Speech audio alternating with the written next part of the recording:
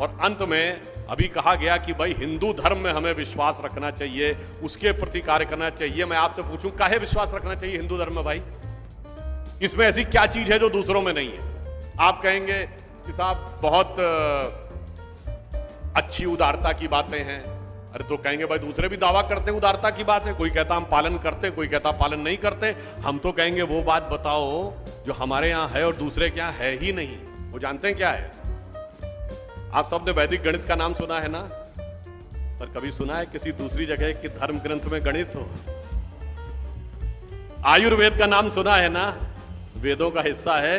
कभी किसी दूसरी जगह सुना है कि health science is a part of religious text? इसलिए हमारे यहां वह अद्भुत चीजें। आप दूसरी बात, कहीं तो बताया जाता है कि धरती चपटी थी, कहीं कहा जाता है कि धरती स्थिर थी, और हमारे यहां वो कैलकुलेशन जो सूर्य ग्रहण और चंद्र ग्रहण के किए गए हैं वो आज भी एक्यूरेट हैं। ये बताइए, हमारे यहां धरती के लिए जो अंग्रेजी में ज्योग्राफी शब्द है, ज्योग्राफी को हिंदी या संस्कृत में क्या कहते हैं? भूगोल। तो धरती क्या थी? गोल थी। वाराह अवतार में आपने भगवान वाराह के सींग में फंसी हुई धरती को चपटी देखा है कि गोल देखा है कि चौकोर देखा है? गोल ही देखा है ना। हमारे यहां जगत कहते हैं। ज यानी उत्पत्ति, गत यानी लगातार गति कर रहा है, यानी यह सृष्टि लगातार गति कर रही, पृथ्वी लगातार गति कर रही, स्थिर नहीं है, साकीन नहीं है धरती। उसके बावजूद जिन्होंने ये लिखा कि धरती चपटी थी, जिन्होंने लिखा कि धरती गोल नहीं थी, जिन्होंने लिखा कि धरती स्थिर थी, उन्होंने हमें समझाया है कि हम अवैज्ञानिक थे और वो वैज्ञानिक थे। और अंत में मैं ये भी कहना चाहूंगा, हम वैज्ञानिक थे तो आधुनिक युग में भी हम सबसे प्रबल वैज्ञानिक हैं। कैसे? ये बताइए। आप सब ने सर सीवी रमन का नाम सुना होगा।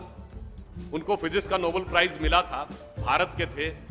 हम सब ने ये पढ़ा है कि सीवी रमन पहले भारतीय थे जिन्हें साइंस का नोबेल पुरस्कार मिला। यह सत्य नहीं है, यह अर्ध सत्य है। वो प्रथम भारतीय नहीं थे। He was the first non European, first non white to get the Nobel prize of fundamental science.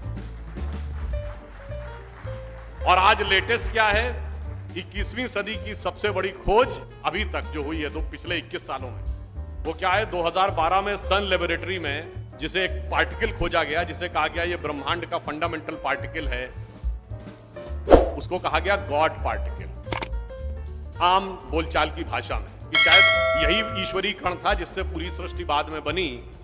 पर उस गॉड पार्टिकल का जो वैज्ञानिक नाम है वो जानते हैं क्या है? वो है हिग्स बोसॉन। और वो हिग्स बोसॉन इसलिए है कि वो दो वैज्ञानिक जिन्होंने सबसे पहले उसकी अवधारणा दी थी उनके नाम पे है। एक हैं इंग्लैंड के पीटर हिग्स, जिनके नाम पे हिग्स है, और बोसॉन शब्द है भारत के सत्येंद्र नाथ बोस के नाम। तो पहला प्राइज भी हमारा था और लेटेस्ट भी हमारे पास है। इसलिए हम ये कह सकते हैं कि हम दुनिया के एक इकलौते देश हैं जो गॉड का भी रास्ता दिखाता है, जो पार्टिकल का भी रास्ता दिखाता है, जो सोने की चिड़िया भी है, जो जगत गुरु भी है, जहां पर इतना पैसा है था कि हजारों सालों से अलेक्जेंडर से लेके डच, पुर्तगीज, अंग्रेज, मुगल, अरब, तुर्क पैसे के लिए आते रहे। और यहां ऐसा भी था कि कोई भी सम्राट दुनिया में बाकी जगहों पर राजा तब तक राजा रहता था जब तक मर न जाए या मार न दिया जाए। यहां पर अंतिम समय में संन्यास धारण करके वह जंगल में चला जाता था। तो हमने ऐसी महान संस्कृति दिखाई है। इसलिए मैं कहना चाहता हूं, जो कहा गया ना कि हमें क्यों उस संस्कृति के प्रति गर्व होना चाहिए और क्यों वह संस्कृति दुनिया में सबसे आगे हमको ले जाने का हेतु बनेगी, इसलिए मैं कहना चाहता हूं कि आज हमारी राजनीतिक मंच नहीं है, पर यह कहना चाहता हूं प्रधानमंत्री जब से मोदी जी बने तो सबसे गरीब व्यक्ति के हाथ में